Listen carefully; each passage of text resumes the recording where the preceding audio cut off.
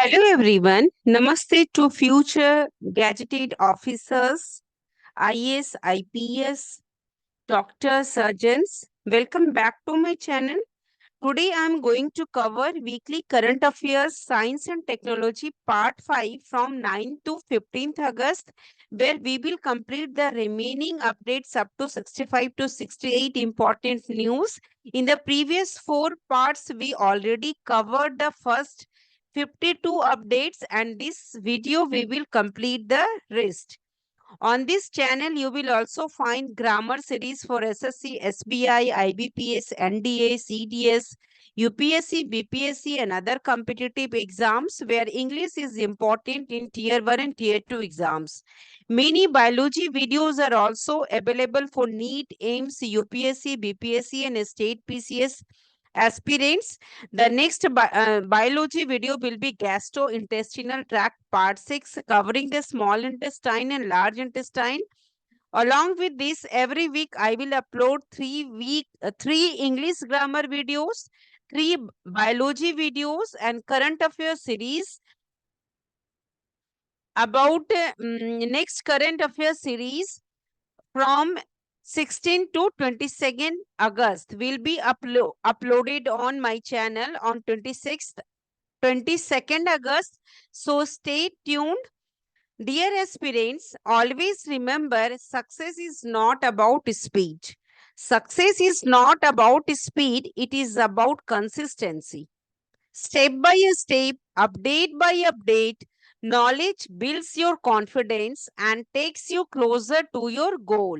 So stay consistent. It will help you to build your confidence and takes you closer to your goal. So let's begin today's session. Remaining news. 53 news is India discover world's rarest blood group CRIB. India has identified new type of world's rarest blood group. Name was given CRIB. It was discovered in a 38-year-old woman, and woman is from Bengaluru, and it was discovered in collaboration with United Kingdom scientists. It is classified under the Cromer blood group system. About this blood group, name given is CRIB. CRIB blood group it does not have a common antigen which found in all blood groups. So this CRIB blood groups making it difficult for blood transfusion, as no donor match exists for this rare type of blood group CRIB, because of this it is making difficult for this blood group blood transfusion. So it is a historic breakthrough for transfusion medicine. Scientists from India, in collaboration with United Kingdom scientists, discovered this rarest blood group. A name given is CRIB. It is discovered in a 38-year-old woman from Kolar near Bengaluru. So this discovery is a milestone in global healthcare.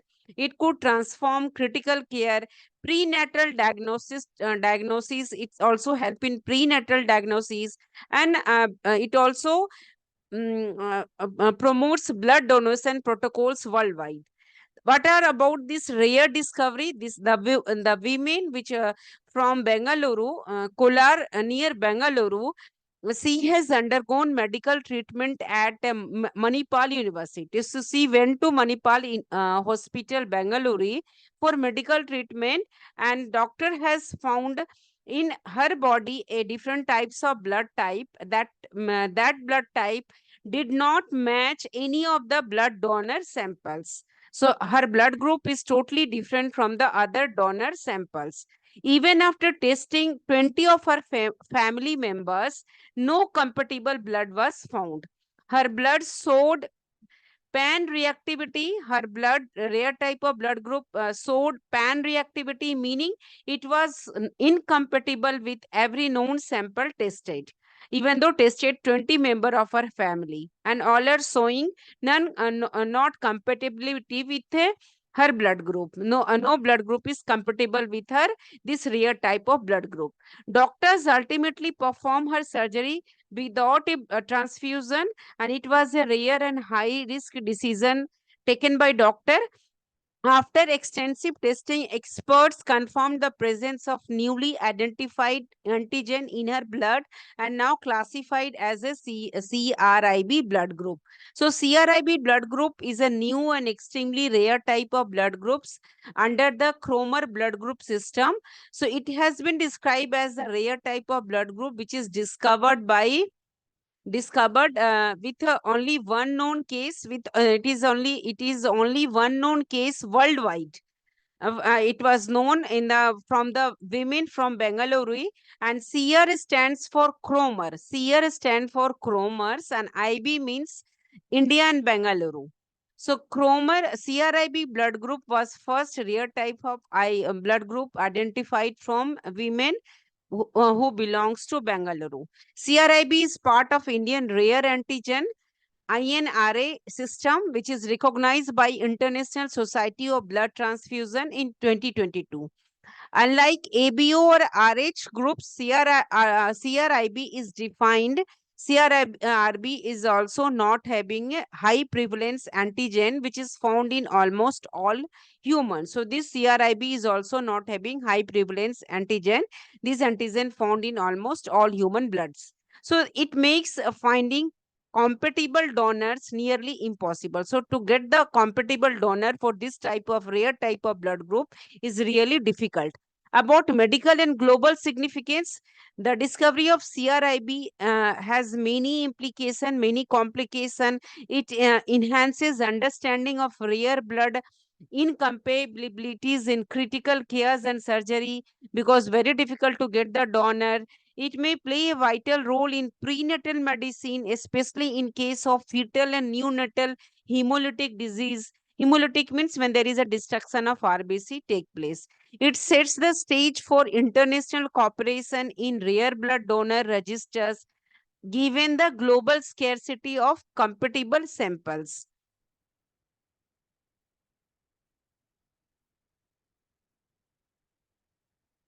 So, why is CRIB so unique? According to Dr. Sivaram, who is a consultant and head of transfusion medicine at Manipal Hospital, according to him, the human body recognized blood through 47 internationally recognized blood group system, not just ABO and RH. Human body recognizes blood through 47 internationally recognized blood group system already available, not just ABO and RH. So, in the presence of this Bengaluru women's blood contain a previously unknown antigen within the Cromer system, causing incompatibility with every tested sample. Whatever the many test sample is tested, and it caused incompatibility with every tested sample. It did not compatible with any tested sample. This reaction suggested a presence of an antigen which is unique, and that no blood bank in the world across the globe has a matching donor. So it is a unique presence of unique type of antigen in Bengaluru's women blood. The Cromer system includes several antigens, most of which are common, while some are extraordinary rare. Typically, antibodies against this rare antigen develop. There are many reasons these antibodies develop because against this rare antigen, pregnancy, previously blood transfusion, and there is some genetic mutation. So these are the causes of formation of antibodies against these rare antigens: pregnancy, previous blood transfusion, genetic mutation.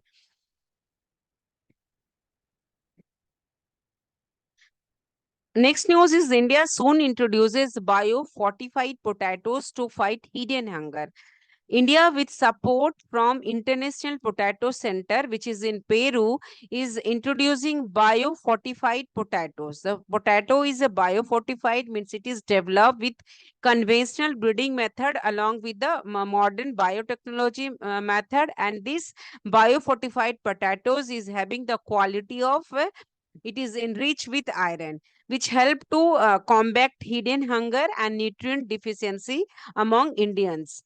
So it is a groundbreaking step towards tackling micronutrition, malnutrition deficiency, and also it also help in promoting agricultural sustainability. So India is set to introduce biofortified potatoes in which is supplemented enriched with iron, developed by the International Potato Center, Peru.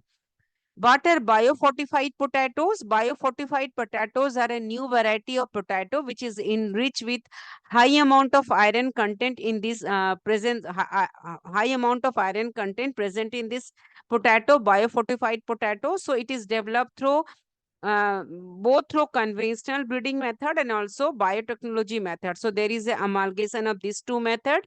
They are designed to address iron deficiency, especially iron deficiency are visible in women, across women's, among women and children. So without compromising, there is a no change in taste of potato or in their production. So this initiative, fortified potatoes, is being led by the International Potato Center, Peru, which International Potato Center is a global leader in tuber crop research.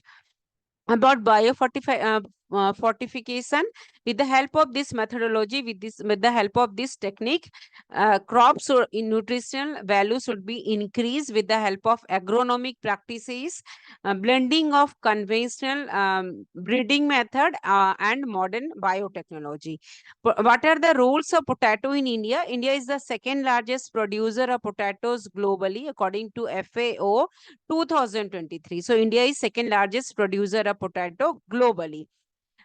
Potato is a key food for nutritional security and income in states like Uttar Pradesh, West Bengal, Bihar, and Punjab. So potato is a key food crop, important food crop for nutritional balance, for nutritional security and income. It also a one source of income in the states like UP, Uttar Pradesh, West Bengal, Bihar, and Punjab.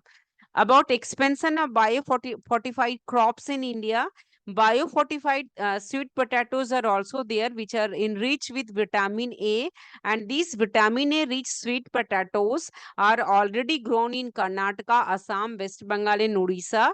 So these efforts are underway to expand this type of biofortified crops in across many Indian states. So this process is going on to this type of development of production of biofortified crops across more Indian states.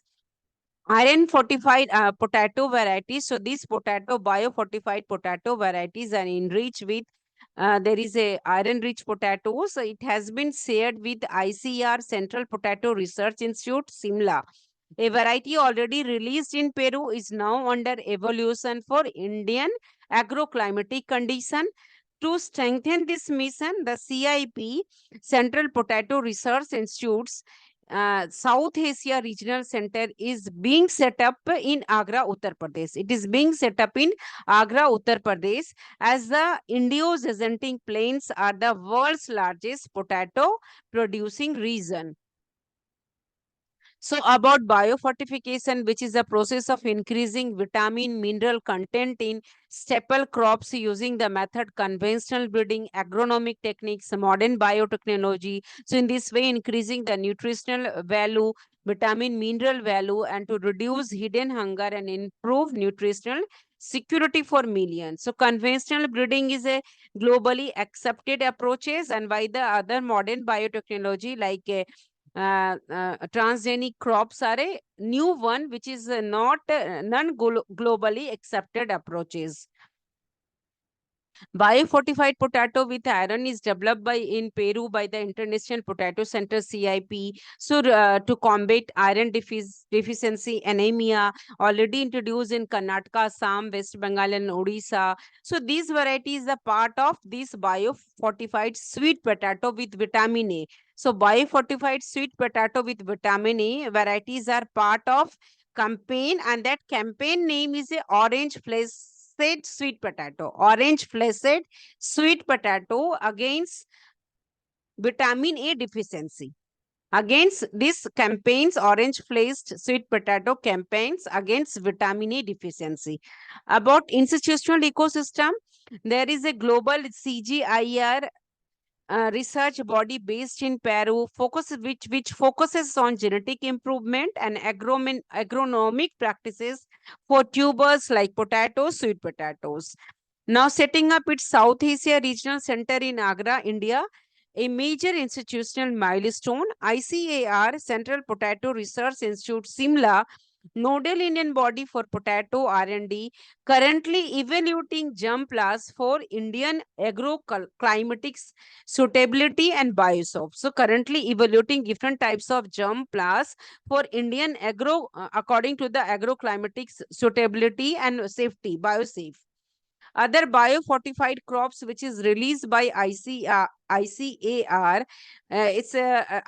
has released, India's ICR has released biofortified seed varieties across 61 crops, including 34 field crops such as cereals, pulses, millets, and oilseeds.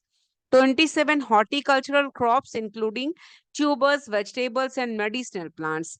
Example of these biofortified crops are CR Dhan 416. CR Dhan 416, which is a salinity resistance rice, and it is having multiple pest resistance capability. Next one is wheat, and name of wheat is Durum wheat. Durum wheat is applied to irrigated region which is enriched with zinc, iron, and protein. Measure amount of zinc, iron, and then protein. So health relevance, we have seen iron deficiency anemia in India. According to NFHS 5 2019-21 data, 67.1% of children, 57% of women aged 15 to 49 are anemic. So fortified potatoes can become a household nutritional staple alongside rice and wheat. About vitamin A deficiency, it is a major cause of night blindness, child death. So, according to WHO, it affects approximately 250 million preschool children worldwide. Small children, preschool children below age 5, like that, preschool children, it affects, while 250 million children globally. Biofortified sweet potato can be a game changer in combating vitamin A deficiency in rural India, in reducing vitamin A deficiency in villages. About agricultural and economic implication, CIP plans to make iron and vitamin A rich potato seeds, which is accessible to small and marginal farmers also. It help in enhancing input-output ratio, especially in those areas which are dependent on tuber crops for their livelihood. About market impact, biofertilized crops may increase consumer demand, and it will open new domestic and export markets as well. It also aligns with two mission of India. First, India mission is Eat Right, Posan Abhiyan. Eat Right and Posan Abhiyan. So policy and global relevance, it supports United Nations Sustainable Development Goal 2, Zero Hunger, and Sustainable Development Goal 3, Good Health and Well-being. It is a part of India's commitment to food-based approaches to nutrition at global platforms. Its national mission linkage, National Bioenergy Mission and National Nutrition Strategy emphasizes innovation in crop productivity with better nutritional outcomes. It complements also Krishi Vigyan Kendra's outreach to all farmers. There are few challenges also. Regulatory clearance, varieties must clear ICRs, biosafety, and field adaptability test. There should be increase in farmer awareness and adoption policies. There should be there. Supply chain readiness is also their problem for cold storage, logistic, market linkage. Need upgrading for perishable fortified crops. Perishable means which will be perished means destroy very easily. Next news is ISRO launches Hope Mission. ISRO launches Hope Mission in Ladakh to simulate. It is a simulation. Simulate astronaut life for Gaganyaan. So ISRO starts a 10-day high altitude isolation mission in Ladakh's Hope facility to simulate Moon and Mars like condition for future human space flight. So Ladakh's HOPE facility, and it is simulating moon and Mars-like condition for future human space flight. So this mission take place at the Himalayan outpost for planetary exploration, HOPE, located near Sokar in Ladakh. It is built by Bangalore-based space technology firm Protoplanet. Protoplanet. The site was inaugurated by ISRO chairman V. Narayanan just a day before the mission began.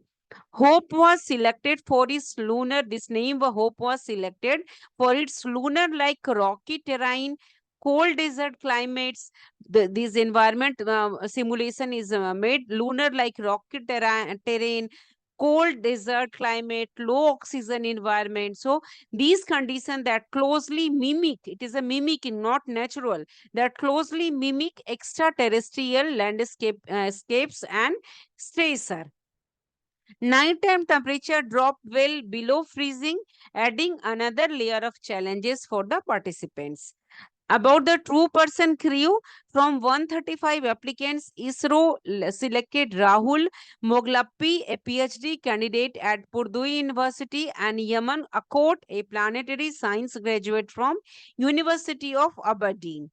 Selection criteria: based on these selection criteria, medical fitness, psychological resilience, experience in confined environmental simulation. So there should be experience in confined environment simulation. So mission goal is it focuses on understanding the effects of isolation, high altitude environment, extreme environment on human health and performance. What are the extreme environment, high altitude environment on human health and on its performance? So key research objectives include physical health monitoring, mental health evaluation, operational readiness. So these experiments mirrors routine on the International Space Station, and it will guide planning for long duration mission beyond Earth orbits with the help of this physical, mental and operational readiness. How HOPE compares to other space analogs. Globally, space agencies run similar analog mission. Mars Desert Research Station, Desert Environment Studies since 2001.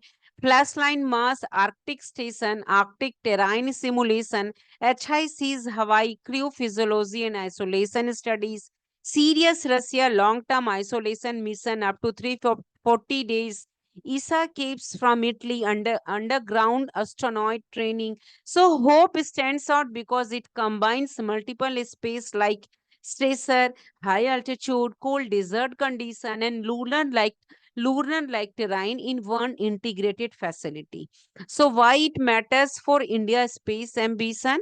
Because it will provide critical human performance data for Gaganyaan and future mission to the Moon and Mars, future mission to the Moon and Mars. So it will also marks India's entry into the elite group of nations and conducting realistic planetary surface simulation. Help in conducting realistic planetary surface simulation. By developing HOPE, ISRO now has an homegrown facility, indigenous facility to test crew adaptability, mission equipment, and operational strategies without depending on foreign collaborations. Next news is Bharat Jain Artificial Intelligence to support all 22 scheduled languages by June 26. A step toward digital inclusivity. It is a step toward digital inclusivity with the help of Bharat Jain AI for Bharat by Bharat. So Bharat Jain is artificial intelligence will support all 22 Indians scheduled languages by June 2026. This platform will support 22 Indian scheduled languages, which promotes digital inclusivity and artificial intelligence accessibility nationwide. It is a significant step towards bridging the digital device that the Bharat Gen Artificial Intelligence platform will support all 22 languages listed in the 8th schedule of the Constitution by June 2026, which is listed in the 8th schedule of Constitution by June 2026, all 22 languages. This initiative revealed by Union Minister Dr. Jitendra Singh in Parliament, which is a part of the large mission to make artificial intelligence tools with the help of artificial intelligence tool it more accessible, more inclusive across India's diverse linguistic language landscape, different language landscape. What is Bharat Gen Artificial Intelligence? Bharat Gen is an ambitious national platform which is operating under the DST, Department of Science and Technology. So it forms a part of the National Mission on Interdisciplinary Cyber Physical System, NMICPS, a national mission on interdisciplinary cyber physical system. It forms a part of NMICPS. So its goal is simple but transformating to build artificial ecosystem that are totally language inclusive, helping people to interact with cutting edge technology in their mother tongue. While many global artificial intelligence model focus on English and few other widely spoken languages, Bharat Gen is specifically designed for India by India. So it emphasizes homegrown data set, regional language support, and artificial intelligence models that understand local culture, nuisance values also. The four key distinguishing features of Bharat Gen are data set based building and training. It provides open source platform. It helps in development of ecosystem of generating artificial research in the country. Along with Bharat Gen, four thematic hubs, T hubs for quantum computing, quantum communication, quantum sensing and metrology, and quantum materials and devices under the National Quantum Mission were also launched. So, along with Bharat Gen, these T hubs were also launched under the National Quantum Mission (NQM). So, these four T hubs have been set up at Indian Institute of Science, Bangalore, in IIT Madras, along with Center for Development of Telematics, New Delhi, IIT Bombay, IIT Delhi. So, each thematic hubs operate under the hub spoke spike model, which support a cluster based network of research project spokes and individual research group spikes alongside these central hubs. So there are many significance of Bharat Gen initiative. It will create generative artificial intelligence system that can generate high quality text and multimodal content in various Indian languages. It will deliver generative artificial intelligence models and prioritize India's socio-culture and linguistic language differences. Open source, it is a open source foundational models of initiative. It will address India's broader needs such as social equity, cultural preservation, and language differences, while ensuring that generative artificial intelligence reaches all segments of society. It aligns with the vision of Atmanirbhar Bharat by creating foundational artificial intelligence model specifically tailored for India for Indians. What does this mean for user? It access government portals, educational content, public resources more easily. It participate in digital economy. For example, a farmer in Tamil Nadu can ask artificial intelligence for crop information in Tamil Nadu, while a student in West Bengal can use an artificial tutor in Bengali. So it is a provides different types of language diversity. Now, challenges and opportunities. While the goal is promising, developing reliable artificial models in 22 different languages is a major technical challenge. It requires extensive language data set, experts, linguistic and artificial developers to build and test models. It requires continuous community feedback to improve accuracy and usability. So, however, this challenge also present a unique opportunity. India could become a global leader in multilingual artificial intelligence, setting an example for other multilingual nations on how to deploy inclusive digital technologies at scale. Now, next news is India first animal stem cell. India's first animal stem cell biobank inaugurated at NIAB Hyderabad. So, India in a landmark step for Indian biotechnology and veterinary science. Union Minister Jiten Singh inaugurated the country's first of its kind state-of-the-art animal stem cell biobank and laboratory at the National Institute of Animal Biotechnology (NIAB), National Institute of Animal Biotechnology, Hyderabad. So, Dr. Jiten Singh inaugurated the country's first of its kind state of the art animal stem cell biobank and laboratory. Stem cell, we can generate different type of cell, which is a stem cell. The initiative is set to revolutionize animal health, regenerate different types of medicine, and also improve agricultural productivity. And this initiative is aligned with India's growing focus on biotechnology driven solution. It provides world-class facility for animal biotechnology. It helps in regenerative medicine, cellular. It provides cellular therapies for livestock. It includes advanced infrastructures, stem cell culture unit, 3D bioprinter, bacterial cultural lab, cryostage facilities, autoclave rooms, advanced air handling system. So these cutting edge laboratory, this laboratory will support the different types of disease modeling, support reproductive biotechnology, and also help in tissue regeneration. With plans to expand under the national, it is a plan to expand this National Institute of Animal Biotechnology under the National Biopharma Mission or DBT-BRAC for biobanking animal stem cell and their derivatives. New hostel and quarters for researchers is given and approved by the Department of Biotechnology at a total cost of rupees 19.92 crore is given for this biobank. This facility, stem cell bank, these facilities will cater to the need of research scholars, faculty, staff, and help in fostering a growing academic and innovation ecosystem.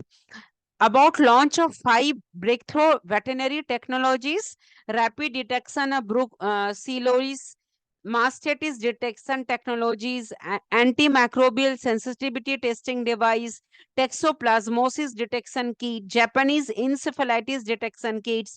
So these are the all veterinary diagnostics which help in fighting against antimicrobial resistance, antimicrobial diseases.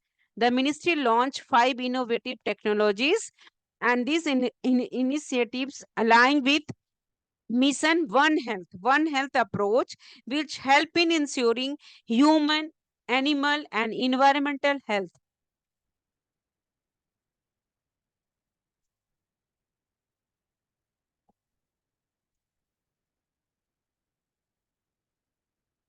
Hmm. Next news is about Pahal scheme. Pahal scheme, India has intensified efforts to streamline LPG subsidy distribution under the Pahal direct benefit transfer scheme. So India has intensified efforts to streamline LPG subsidy distribution, and the scheme is Pratyaksh Hanstantrit Labh. Pratyaksh Labh. Hanstantrit Labh Pahal, which is a direct benefit transfer scheme in 2025, Pahal scheme. So government has deactivated over 4 crore duplicate or inactive LPG connection. It aims to prevent fuel diversion. It also aims to ensure subsidies reach genuine consumer. It should be Aadhaar based. There should be Aadhaar based verification and biometric authentication. It is a central theme of Pahal scheme, which help in enhancing transparency and providing direct benefit transfer scheme with the help of Pahal scheme. About Pahal scheme is India's flagship LPG subsidy transfer mechanism. It replaces indirect subsidy delivery by crediting subsidy amounts directly into consumer bank accounts. Consumer pay the market price for LPG cylinders and receive subsidy refunds digitally. Consumer pay the market price for LPG cylinders and then receive subsidy refunds with the help of digital method. This scheme covers over 33 crore active LPG consumer, making it the largest cash transfer program globally. So it helps in promoting financial inclusion and reducing subsidy leakages. Key features and mechanism of Pahal scheme: it requires consumer to link their LPG consumer number with Aadhaar number and bank account.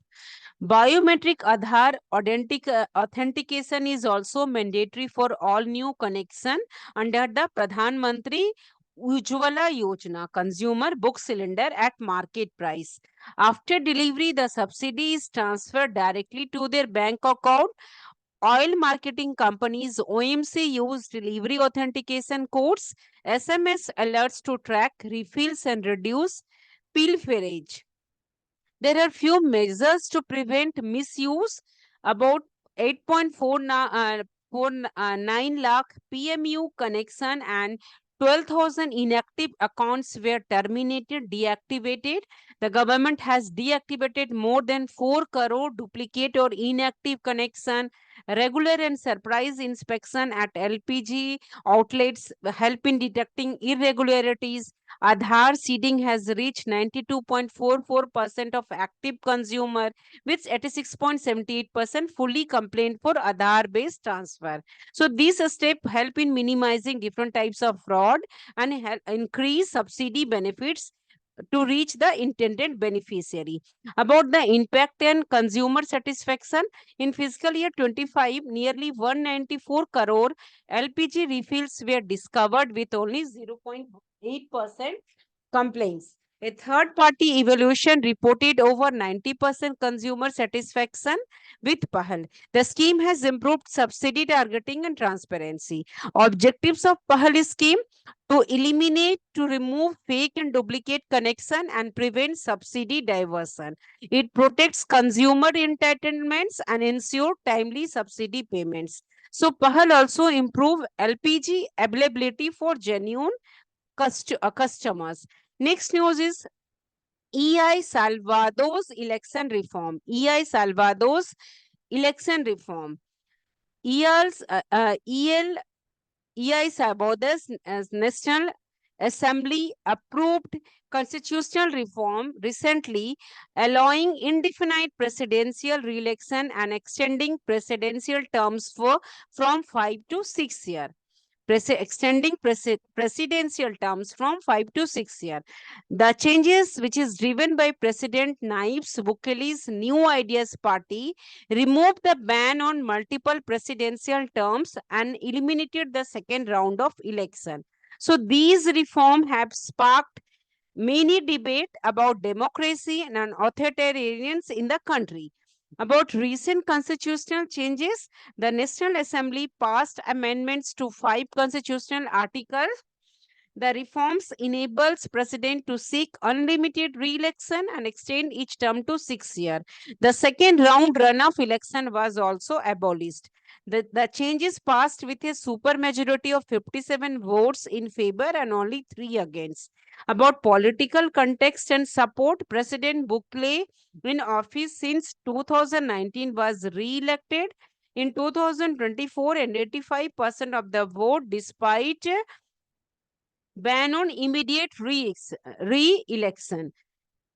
The Bukle supporters argue that federal legislators and mayors already enjoy unlimited re-election rights, so the presidency should be treated similarly. So this reform also synchronize presidential and also synchronize legislative election by shortening Bukle's current term to 2027. About criticism and concern, Marcelo Villataro, one of the few opposition lawmakers, declared that democracy has died in El Salvador.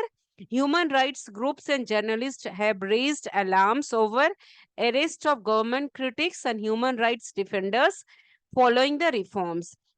About broader political implication, Salvador now joins Nicaragua and Venezuela as Latin American countries without presidential term limits. So this reform marks a shift towards a more centralized executive power. It also raises question about the balance between stability, popular mandate, and democratic safeguards in an emerging democracy. So the abolition of the runoff election may also affect electoral competitiveness. Next news is Sairang Railway Project. Sairang Railway Project, this news is from Sairang, Mizoram. The Indian Railways recently completed important 51.38-kilometer railway track to Sairam, Mizoram. This development brings rail connectivity closer to Mizoram's capital as well, helping enhancing trade, tourism, and strategic ties with Southeast Asia. About background of Sairang railway project, before this project, Mizoram had only 1.5 kilometer of meter gauge track linking Barabi to Assam Silchar. The gauge conversion and extension to Sairang started in 2008-9. Progress was slow due to difficult terrain, frequent landslides, weather, and manpower shortages. The project aimed to collect all northeastern state capitals by rail, Indian Railways. The new Barabi Sairang section has 48 tunnels totaling 12.85 kilometer and 142 bridges, and it cost over 5,020 crore and claimed 18 lives during construction. Significance for Mizoram and Northeast India. Mizoram being landlocked, currently dependent heavily on air travel and a 5-hour road journey from Aswal to Silchar. So this new railway project link will reduce travel time to 1.5 hours and lower transport cost also, reduce transport cost also. It will boost tourism and trade while reducing dependence on road freight. The Sairang railhead is strategically important for Act East policy. It is strategically important for Act East policy, and it will facilitate transshipment of goods from India funded Steve port in Myanmar. So this role enhances connectivity with ASEAN countries. It's a big thing. It increase connectivity with ASEAN countries and support India's diplomatic and security goals in the region. So, what is East policy? Act East policy launched in 2014 by Prime Minister is an expansion of earlier Look East policy from 1991. It aims to develop the Northeast as India's gateway to Southeast Asia. Budget allocation for the region have tripled since 2014, with major infrastructure project in highways, railways, airports, and waterways. Key rail projects include Dimapur Zumba line in Nagaland and the Imphal Morhen line in Manipur. However, ethnic conflicts or their regional instability have delayed some projects. There are some challenges and regional geopolitics issue also. It faces hurdles from unrest in neighboring countries, the military coup in Myanmar in 2021, and political changes in Bangladesh in 2024 have stalled cross-border connectivity projects. Agartala Akhora railway linking Tripura to Kolkata via Bangladesh is on hold. Kaladan multimodal transport project in Myanmar, which is important for reducing distance between Mizoram and Kolkata, has also been delayed. So these issue impacts India's border strategy to integrate with Southeast Asia economically and strategically. Next news is Union Cabinet approves rupees 2000 crore grant to NCDC, National Cooperative Development Corporation. So, the Union Cabinet, chaired by Prime Minister, has approved a central sector scheme to provide rupees 2000 crore as a grant in aid to the National Cooperative Development Corporation. This scheme will run from 2025-26 to 2028-29 with rupees 500 crore allocated, allocated each year. And this grant will enable National Cooperative Development Corporation to raise rupees 20,000 crore from the open market, which will use to extend loans to cooperative across India. About financial structure, the 2000 crore grant will come from Government of India's budgetary support. It will empower National Cooperative Development Corporation to mobilize rupees 20,000 crore over 4 years. This fund will be lent to cooperative for new project expansion, modernization, and working capital needs. So it also aims to strengthen cooperative societies and improve their operational capacities. Scope and beneficiary, this scheme targets about 2.9 crore members belonging to 13,288 cooperative societies such as dairy, livestock, fisheries, sugar, textile, food processing, storage, cold storage, labor, etc. The wide coverage ensures support to different types of rural and semi-urban economic activities, help in increasing inclusive growth. Implementary strategy.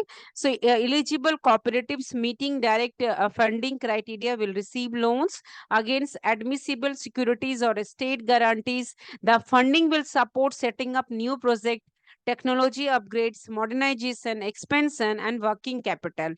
About economic and social impact, it create income generating assets and provide liquidity for cooperatives. It boosts capacity building and profitability and productivity. It provides employments. It increases skill developments, project infrastructure development, project expansion. Cooperatives democratic principle will help reduce socioeconomic differences and increase women participation in the workforce, help in promoting social inclusion.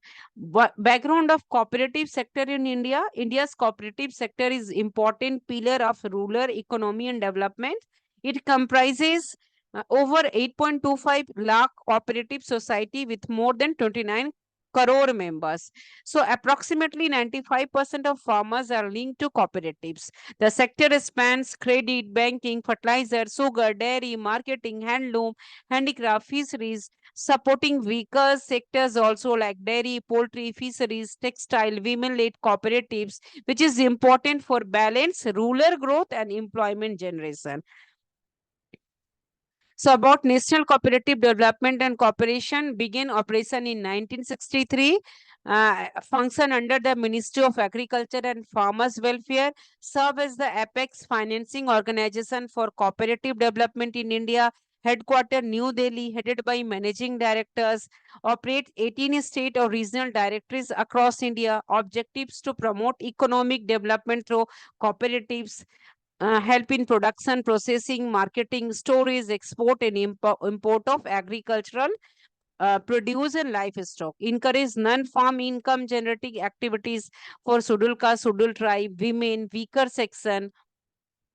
So key initiative is Sahakar 22, Yuva Sahakar. So two key initiative are Sahakar 22 and second one is Yuva Sahakar. Sahakar 22 to double farmers income by 2022 through cooperatives.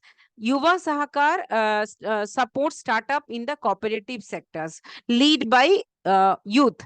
Function and activities supports cooperative-based program involving agriculture, produce, fertilizers, insecticide, textile, soap, rubber, agriculture, machinery, etc. Promotes collection, storage, marketing, export of minor forest produce. It provides direct financial assistance to help to cooperatives, provides loan and grants to state governments for cooperative societies at primary and secondary levels. So scope and outreach is focus on income enhancement and livelihood improvement for farmers, tribals, women, SC/ST, weavers, artisan, supports women only cooperatives. Scope and outreach are these: National Cooperative Development Fund, so loan and subsidy to state government for supporting cooperative society, and administrative expenses, salaries and allowances for NCDC staff. Strong emphasis on inclusive development via cooperatives. Next news is tiger introduction in Debriga Sanctuary. Tiger introduction in Debriga Sanctuary.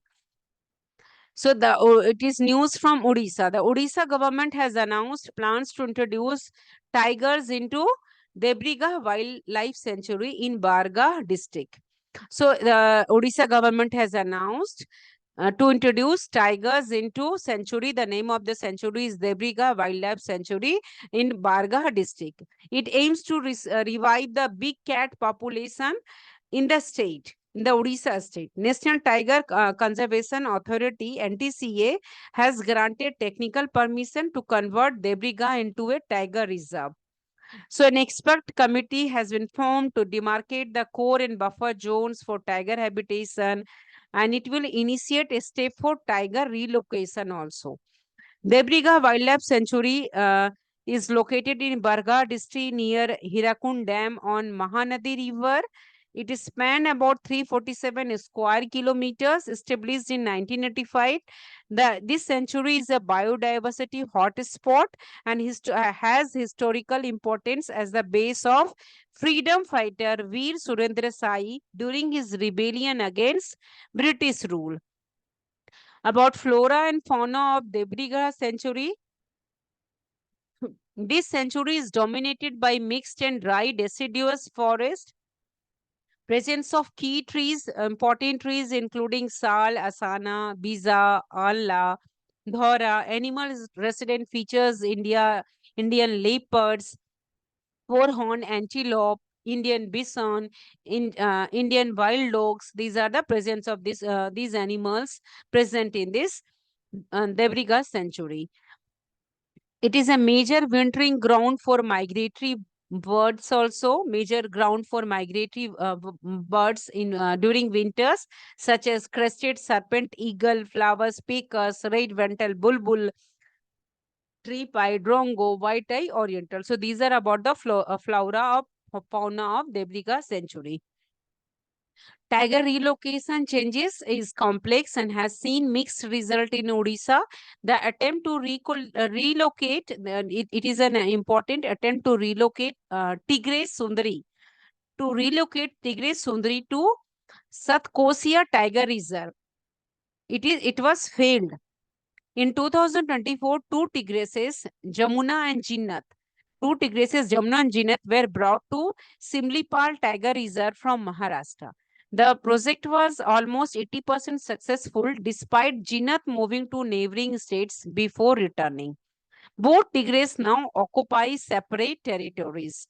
About inbreeding is a concern in close tiger population like Similipal. To counter this, authorities plan to bring 4 tigers, 2 male and 2 females, from Maharashtra. After monitoring the current tigresses' behavior, further introduction will be considered. About previous tiger translocation attempts, in 2018, Odisha attempted tiger translocation at Satkosia. Odisha attempted tiger translocation at Satkosia in 2018 with a male tiger named Mahavir and female tigress named Sundari from Madhya Pradesh. Mahavir died due to a poacher's trap. Sundari was sent back after allegedly killed by two people. These experiences show the difficulties in tiger relocation and the need for careful planning.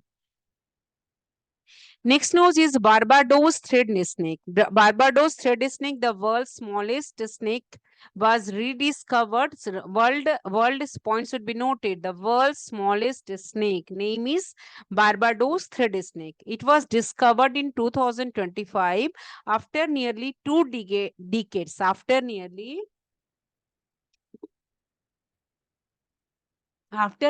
2 decades without a confirmed sighting.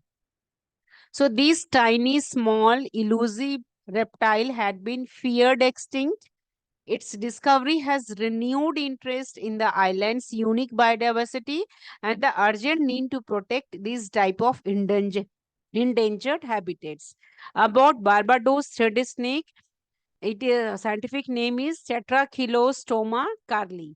It is a blind burrowing snake. It is a blind burrowing snake. It feeds on termites and ants and lays a single slender egg. It is measure only 10 centimeter long. The snake has pale yellow dorsal lines and eye position on the side of its head. About history and identification, first scientifically identified in it was first scientifically identified in 2008 by S. Blair Hedges, a biology professor at Temple University. And previously, it was mistaken for a similar species, the Brahmin blind snake. The snake was previously mistaken for a similar species, the Brahmin blind snake. The discovery came after genetic analysis confirmed it as a new species. Before this, only 3 specimens were known, held in museum in London and California. The species was named in honor of Hedges' wife, Carla. So the snake's cryptic nature and tiny small size mean it can easily be overlooked. Scientists can search for hours without spotting one. Recently, after a year of searching, Connor Blatz from Barbados Ministry of Environment finally found a specimen under a rock in a small forest. Under a rock in a small forest. So snakes wrigglings made identification difficult even under a microscope. Its ecological importance and conservation, the rediscovery is for Barbados ecosystem. The thread snake is an endemic species, meaning it is found only on these islands. It plays role in controlling termite and ant population. Barbados has lost many endemic species due to habitat destruction. The island has one of the lowest amount of original forest in the Caribbean. About scientific and public impact, the rediscovery has raised awareness about lesser known species and the importance of biodiversity, and there is a need for continued scientific surveys and habitat protection. So the thread snake could become a flagship species for conservation efforts in Barbados and the wider Caribbean region. Next news is Bhutan, India, Dorzilung Hydropower Project. Bhutan, India, Dorzilung Hydropower Project. So the recent research launch of Dorzilung Hydropower Project in Bhutan marks milestone in regional clean energy collaboration. Regional clean energy collaboration. This 1125 megawatt project is a joint venture between Bhutan's Druk Green Power Corporation and India's Tata Power Company Limited. So, joint collaboration between Bhutan, Druk Green Power Conservation and India's Tata Power Company Limiteds. It is a strategic step towards private sector participation and shared infrastructure development between the two nations. About project overview and location, it is a run of the river scheme located on Bhutan's Kurichu River, the Dorizung Hydropower Project. The dam and headgear tunnel as are in Mongar district. Water flow of nearly 287 cubic meters per second. This powerhouse will house 6 Francis turbines designed to generate. This hydropower project is designed to generate about 4.5 terawatt hours electricity annually. About financial details, construction has begun with foundational infrastructure such as access road and bridges. Two Bhutanese contractors are allocated rupees 477 million combined. The total project cost is estimated $1.7 billion. The World Bank is financing the project, marking an important shift from traditional government grants toward investment based funding.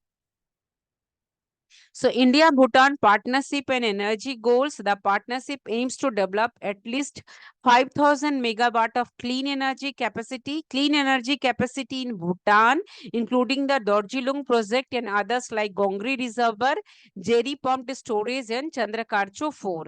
So this collaboration supports both countries' growing energy demands and renewable energy targets. It is having strategic and economic significance also. This joint venture is a move towards reducing Bhutan's dependence on government grants and credits lines from India.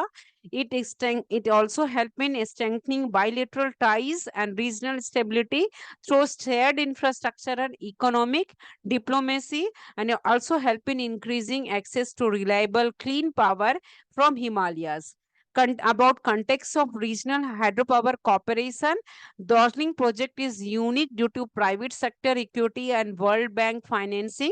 So this model contrasts with other Himalayan neighbors like Nepal, where geopolitical concern complicate foreign investment.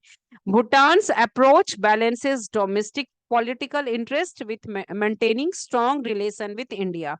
Future prospects. This project is expected to boost local economies in Mongar and Luhansk district. The partnership between DGPC and Tata Power is set to improve Bhutan's renewable energy development and contribute to the region's clean energy transition. Next news is IEPA launches Saksham Niveshak campaign.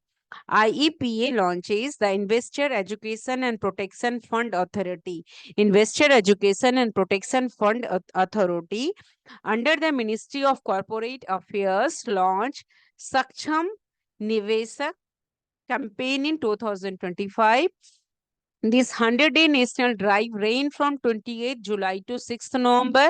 It focused on empowering shareholders by raising awareness about unclaimed dividends and guiding them to update KYC and nomination details. So it aims to help investors reclaim their dividends and prevent transfer of share to the Investor Education and Protection Fund Authority. This campaign was initiated to address the issue of unclaimed dividends held by companies. So many shareholders remain unaware of dividends owed to them due to outdated records or lack of communication. So Saksham Niveshak bridge this gap by encouraging companies to reach out proactively. So it help in updating their KYC and nomination information. Key objective of this Saksham Niveshak is three main goals: resolve pending cases, support shareholders in updating KYC and nomination details. Third, ensure direct dividend payments reach rightful investors without delay. So, role of IEPA: it protects investors' interest and promotes financial literacy, manages unclaimed dividends and share transferred after a specified period through initiative like Niveshak Didi, Niveshak Panchayat, Niveshak Sivir. IEPFA builds investors' awareness and empowerment across India.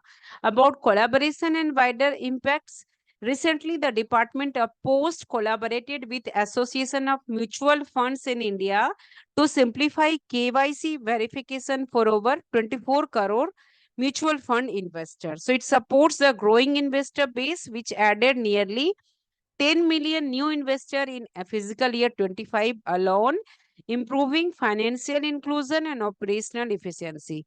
About investor action and benefits, updating KYC, dematerializing shares, ensure dividend credits are received directly.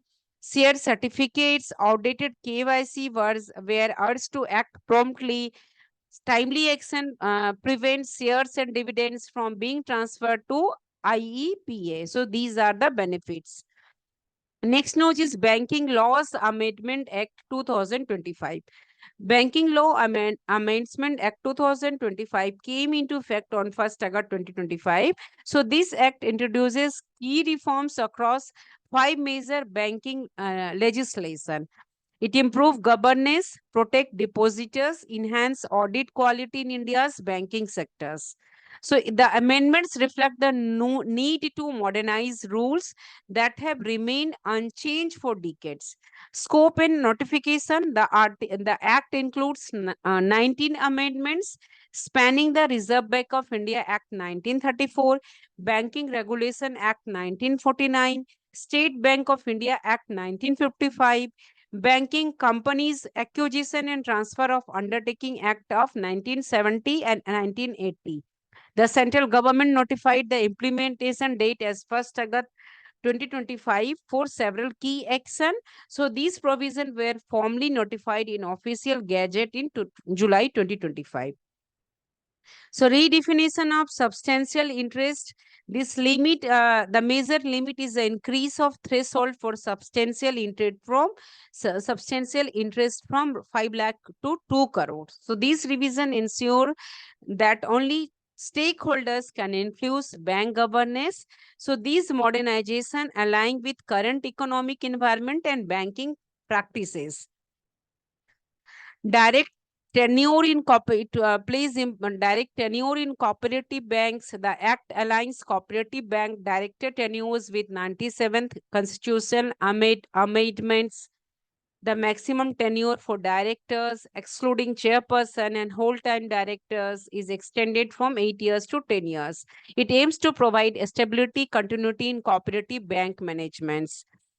Displaying banking practices in line with Companies Act, it also improves management of dormant accounts and safeguards investor interest. And this amendment empower PSB to remunerate statutory auditors, facilitate the hiring of skilled audit professionals. About reporting and regulatory changes, the Act revises reporting timelines for banks to the Reserve Bank of India. About legislative journey, the bill was introduced in August 2024 but faced delays in parliamentary discussion. So it was passed by Lok Sabha in December 2024 and approved by Rajya Sabha in March 2025 with amendment. The Lok Sabha gave final approval in April 25, making it law. The next news is Cascada Second Jain Visa. Cascada Second Visa. The European Commission's introduced a new fast-track second visa system for Indian travelers. So European Commission introduced a new fast-track visa. Name is a SACJAIN visa for Indian travelers. Cascade system rewards applicants with a clean visa history by offering long-term multiple entry visas. It simplifies travel across 29 European countries in the SACJAIN area. So it aims to strengthen people-to-people contacts and help in facilitating easier movements for trusted travelers. About SACJAIN visa, it includes 29 countries, mostly EU members and some European Free Trade Association states. Visa holder can stay up to 90 days within any 180-day period. It does not allow employments. Visa covers tourism, business, family visits, medical treatment, and cultural events. The Cascade Visa scheme expand uses a tiered approach: 1 year visa for travelers, 2 year visa for holders, 5 year visa for those with a 2 year multiple entry visa used in the last 3 years. So applicant must apply from their home country and provide evidence of travel purpose. Misuse such as overstaying or illegal work can lead to disqualification. So, Cascade Schengen visa given by European Commission for Indian travelers. Benefits of this visa can later be upgraded to 5 years if the passport is valid. And the visa allow free travel across Schengen countries without restriction on travel purpose. However, the 90 days in 180 days stay rule remains. Policy and international cooperation. About policy and international cooperation, the Cascade system is a part of 2020 Schengen visa code reform. It favors regular travelers and aligning with EU prioritizes on trade and business mobility. Currently, only Indian, Turkish, and Indonesian national are eligible. So SACGEN area member countries include 25 of the 27 EU states, excluding Cyprus and Ireland. SACGEN area include 25 of the 27 EU states, excluding Cyprus and Ireland. It also covers Iceland, Liechtenstein, Norway, Switzerland. In external borders have harmonized control based on strict criteria to maintain security and order.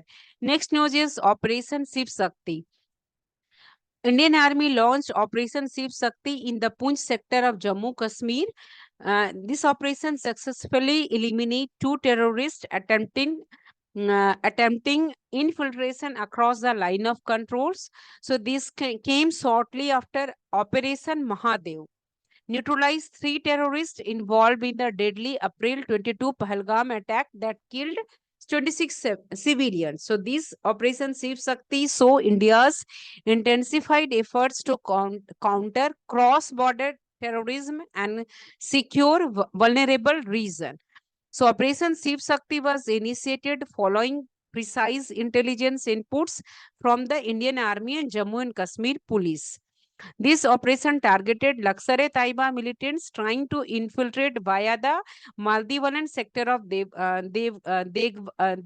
in Poonch.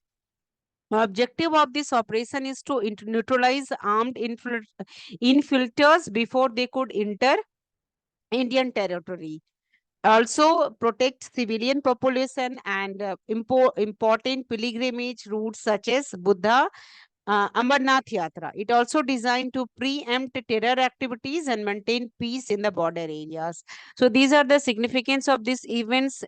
Intelligence agency provide warning about militant movements and other Indian troops. Local police is set up. Foggy rainy evening, suspicious movement was detected when challenged. The infiltrators opened fire. So these are the warnings are given. About joint operation and coordination, it is between the Indian Army, White Knight Corps, and the Jammu Kashmir Police. Strategic and security application. Operation Shiv Shakti is a part of border security strategy following the Pahalgam attack.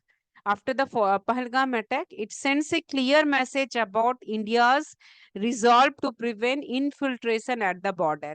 The operation also marked the increasing role of foreign militants in Jammu and Kashmir. So, India's enhanced military readiness and intelligence capabilities are important in maintaining regional stability. So this operation help safeguard city, key civilian and religious area, reducing the risk of terror attacks. It also boosts morale and demonstrates India's ability to respond swiftly to emerging threats despite adverse weather and terrain. Next news is 2023 declared as marine heat waves. That the year 2023 witnessed marine heat waves of unprecedented scale and intensity, covering 96% of the global ocean surface. These events lasted 4 times longer than historical averages. Scientists warn that such extreme ocean warming may indicate a climate tipping point. So this could lead to irreversible damage to marine ecosystem and also pose threatening to global marine industries.